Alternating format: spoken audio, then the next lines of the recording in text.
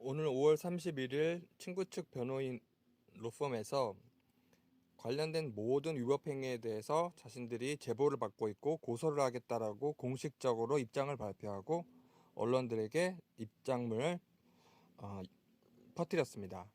그 결과 많은 댓글에서도 제보할 게 많다, 아니면은 네이버 관련돼서도 알바인지 모르겠는데 수많은 사람들이 진작에 그렇게 하지, 뭐 방구석 탐정이니 사이비 탐정이니 네이버 그 수많은 그 댓글들이 이런 취지의 그 동조 친구 A를 변호하는 듯한 입장으로 정말 놀랄 정도로 막 여론 추이가 많이 변화된 게 아닌가, 이런 생각을 가질 정도로 지금 댓글은 달리고 있는데, 댓글 달린다고 해서 진정한 여론이 바뀌는 증거는 될 수 없는 거죠. 일단은 외형적으로 드러나는 것은 그렇게 뭔가 예전보다 느낌이 좀 틀리네, 많은 국민들이 친구를 변호하네, 이런 식의 생각을 참 가지면서 당혹에 빠지실 겁니다. 그 전략 자체가 보니까 수많은 그 너무나 감당할 수 없는 의견들 하나하나가 의미가 있고 소중한 의견들인데, 이것이 합쳐진 국민 여론이 너무나 많으니까 아무 대응을 못 하다가 계속적으로 지켜보다가 그 아래서 이상하게 어, 방송을 하고 여론이 조금씩 그 알을 믿기 시작하니까 이제 바로 제보를 받겠다, 고소하겠다, 뭐 이런 말이 나오고 있는 것 자체가 유치함을 떠나서 참 수준 낮다, 뭐 이런 사회에 살고 있나 생각이 듭니다. 그래서 제 취지는 한 바와 같이 고소당하는 유튜버님들을 위한 작은 조언인데, 고소를 당하시는 분들이 이제 경찰에서 연락이 와서 대응하는 거에 대해서 많은 변호사 분들이 대응 방법에 대해서 그 유튜브에 올리고 있죠. 근데 그런 것은 일반론적인 거고, 이 사건에 관해서 특화된, 이 사건에 한정된 이야기를 말씀드리고자 하는 것이고, 이 사건에서도 명예훼손, 개인정보, 그다음에 모욕, 이런 게 주로 이릅니다. 제가 핵심적인 거를 몇 개 말씀드리는 거를 참고하셔서, 특히 이렇게 핵심적인 걸 말하고 있다라고 하는 거는 길지 않은 이상은 참고를 많이 하세요. 그래가지고 모으세요. 그래가지고 변호인을 선임하기 전에 일단은 이런 거를 내가 중요한 걸 제공하고 있으니까 한번 봐라 하는 의견이 있으면 일단 보시는 게 되게 도움이 됩니다. 그러니까 이런 얘기를 하면 네 얘기 들으라는 거 아니냐 이렇게 생각하시는데, 그런 취지는 절대 아니고요. 그래서 제가 말씀드리고 싶은 건 뭐냐면, 변호인을 선임한 로펌을 선임하셔가지고 경찰서 조서를 받고 하다 보면은 처음에는 말도 안 되는 걸 고소했다 상대방이 생각을 해요. 국민 여론이 이렇게 큰데 유튜브를 보면 댓글이 다 친구를 욕하고 있는데 이걸 고소를 해? 이거는 좀 아니지, 그러면서 당당하게 가십니다. 그리고 변호사 선임하실 때도 그렇게 말을 할 거예요. 이런 거는 상대가 고소하면 안 되는 건데 참 무리수를 둔다, 크게 걱정하지 마십시오, 뭐 이렇게 얘기합니다. 그래가지고 선임을 하죠. 그래가지고 어떤 경우에는 뭐 200만 원, 어떤 경우에 400만 원, 이런 거 한두 건 뭐 연계된 거 여러 가지 방식으로 선임을 합니다. 그래가지고 대응을 될 줄 알고 이제 대응을 하는데, 경찰서에서도 어떤 경우에는 뭐 큰 문제는 없을 거예요라고 이렇게 넘기는 경우도 있어요. 하지만 조사는 진행이 돼요. 계속 조사 자체가 스트레스인데, 조사를 진행되고 쭉 보다 보면 어느새 이 경찰에서 처분이 날라옵니다. 그리고 이제 검찰한테 가야 돼서 또 싸워야 되나 이런 생각이 들게 되는데, 이게 어느 정도 이런 게 벌금이 나와요? 그럼 이제 그때서야 변호사들이 이거 잘 막으려 했는데 일단은 아직까지 최종적으로 벌금형이 나온 거 아니니까 걱정하지 마시고 크게 문제 없을 거라고 해도, 떡하니 약식 명령까지 나중에 나오거나, 아니면 그 약식 명령이 아닌 그 기소랍니다. 그 구약식으로 기소를 하는 그 벌금형 말고 정식 기소를 해요. 어떤 경우에는. 그래서 와, 이거 예상보다 시간이 끌고 비용도 많이 들고 조금씩 짜증 난다, 이런 생각이 드시는 분이 있어요. 그냥 잘 끝냈다, 깔끔하고 시간과 에너지와 비용이 예상 정도, 예상보다 밑으로 잘 해결됐다 하시는 분도 있겠지만, 그렇지 않은 분들이 훨씬 많습니다. 그래서 이거를 정말 처벌하고 벌금이 나오나? 벌금도 이것도 뭐 이거 한 건당 한 표현당 모욕이고 개인정보고 명예훼손이고, 이거 그럼 한 건이 막 중첩돼가지고 범죄 일람표에 네다섯 건, 여섯 건, 어떤 경우에는 뭐 20건. 아니 이거 좀 표현마다 이렇게 삼으면 문제 삼으면 이거 좀 야 좀 황당한데? 그럼 이거 한 건마다 한 표현마다 얼마씩 나온다는 얘기예요? 이렇게 아시게 돼서 충격에 빠지시는 분도 있습니다. 적지 않게 있으실 거예요.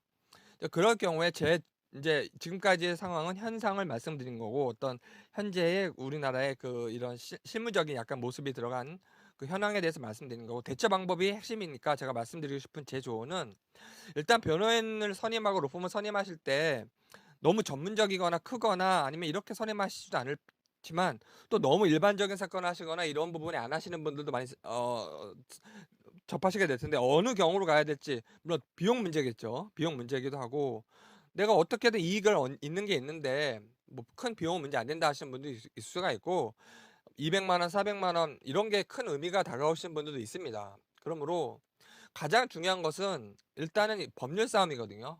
법적 지식 싸움인데 그 만약에 많이 제대로 알고서 제대로 대응을 하면 검사도 좋게 보고 많이 깎여요, 벌금도.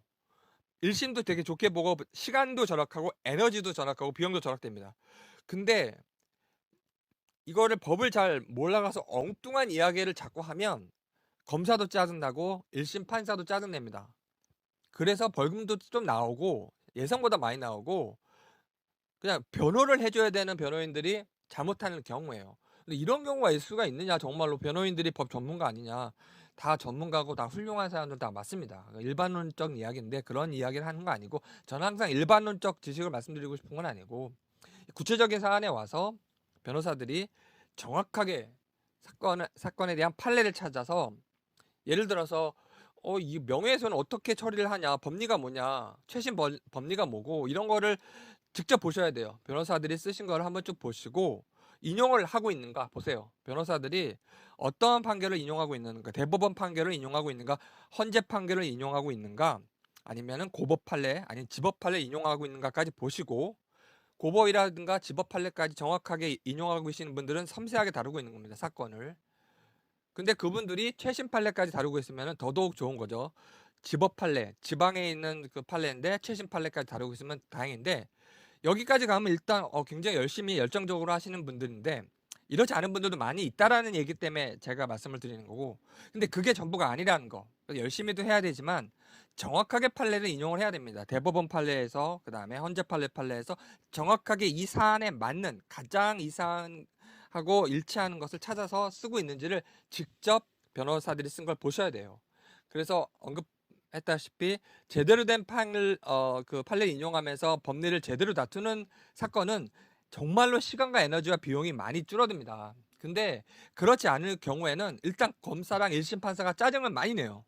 왜냐면 좀 제대로 된 걸 내면 되는데 자기네가 말해줄 수도 없고 말을 못합니다. 근데 이렇게 하면 안 되는데라고 이렇게 막 변호인 도움 받는다고 하니까 짜증을 내고 처리를 또 하고 싶어도 이거 판례가 다른 판례가 있는데 왜 이런 걸 저쪽 변호인들은 써낼까 이렇게 고민을 좀 하게 돼요. 그게 영향을 미치냐? 미칩니다. 영향을. 그래서 제가 결론적으로 말씀드리고 싶은 것은 직접 보시라는 거예요. 쓴 거를. 그래가지고 검색도 가능하고 요즘은 구글이라는 게 있지 않습니까? 뭐 네이버 이런 거 믿지 마시고 구글을 보시면 됩니다. 구글에 보시면 뭐 그 유료로 하는 거 말고도 웬만한 판례라는 거 다 나와 있고 법원 사이트 이런 건 기본적인 건데 구글을 통해서 법원 사이트에 아직 등록되지 않은 것도 확인이 되고 많은 걸 얻으실 수가 있어요. 중요한 거는 그 직접 그 너무 변호인 분들도 훌륭하게 일 처리하시겠지만 그냥 맹신하시는 것보다는 쓴 거를 최소한 읽어는 보시라.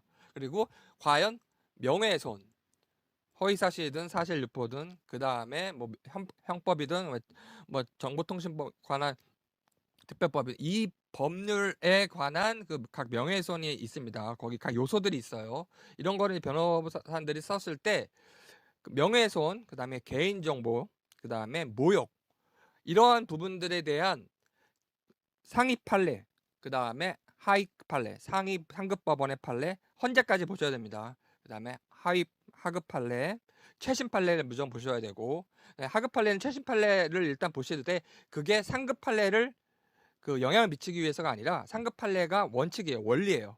거기에 그것을 실제 사건에 적용했기 때문에 더 최신적 예를 적용한 것을 참고를 하시면 굉장히 도움이 많이 되고요. 그다음에 법리까지는 많이 교과서적으로 나와 있는데 가장 중요한 걸 말씀을 드릴게요.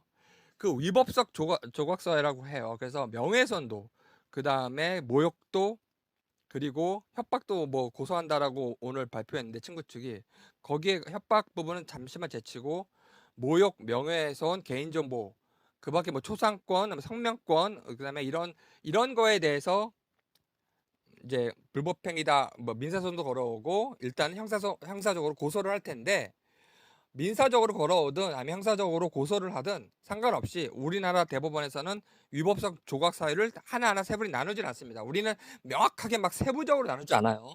일단 그걸 아시고, 그럼에도 불구하고 세부적으로 나눈 판례들이 있습니다. 그 세부적인 판례를 정확하게 찾는 게 그게 김앤장과 일반 변호사들의 차이점이고요.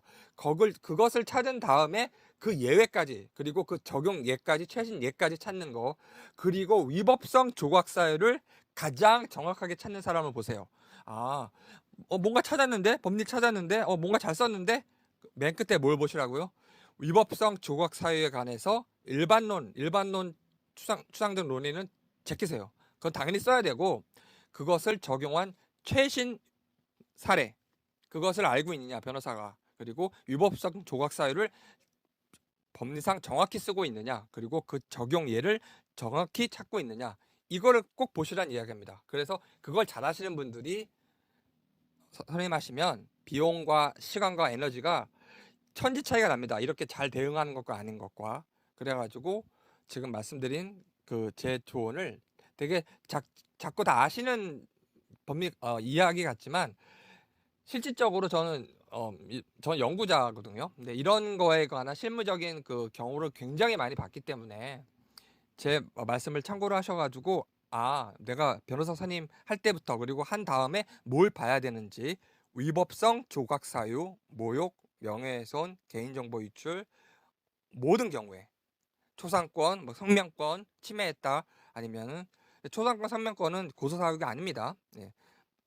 모욕과 명예훼손과 그다음에 개인정보 유출, 이게 고소 사건이 되고요. 성명권, 초상권, 기타 뭐 여러 가지 권리들은 민사적으로 이제 걸어올 거예요.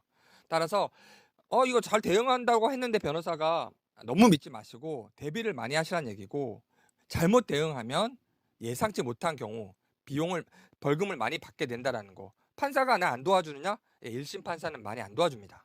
2심 판사는 그러면 도와주겠지? 요즘은 안 그렇습니다. 대법원까지 가면 되겠네. 정말 정의는 살아있으니까 대법원까지 가려면 비용이 너무 많이 들어요. 그래서 사람들이 그래서 다 싸우기 싫어하는구나? 맞습니다. 그래서 싸우기가 힘들어하는 거예요. 1심, 2심에서 다 걸러주면, 판사들이 똑똑하면 다행인데 그렇게 하지 않습니다. 그냥 대충 봐가지고 법률 요건에 맞는 것 같고 하면 그냥 내가 좀 깎아줄게, 뭐 이런 말도 안 되는 생각으로 깎아주는 걸로 가지, 이건 무죄, 이렇게 판결 절대 하지 않습니다. 그렇기 때문에 이거 무죄인 줄 알았는데 아닙니다. 벌금 나와요. 그러니까 제가 말씀드리는 거는, 모든 거를 한 번만 더 제가 말씀드린 거를 나중에 꼭 검토해 주시기를. 그리고 결국은 우리가 이기지만, 결국 유튜버가 이기고 국민이 이기지만, 공격을 이렇게 들어왔을 때 우리 실무상 검찰, 그러니까 1심 판사들 상상을 초월할 정도로 잘못돼서 판단하고, 빨리빨리 판단하고, 바쁘니까 판단하고, 대충 판단합니다. 무죄 안 나와요. 그러니까 무죄인지 알았다 변호사 말 듣고 너무 믿지 마시고, 무죄 안 나오는 이유는 너무 복잡하기 때문에 일단은 대부분 유죄로 해서 벌금형을 깎아주는 형태로 나온다는 거, 근데 표현이 많으면 벌금이 많이 나온다는 거 꼭 기억하시길 바랍니다. 감사합니다.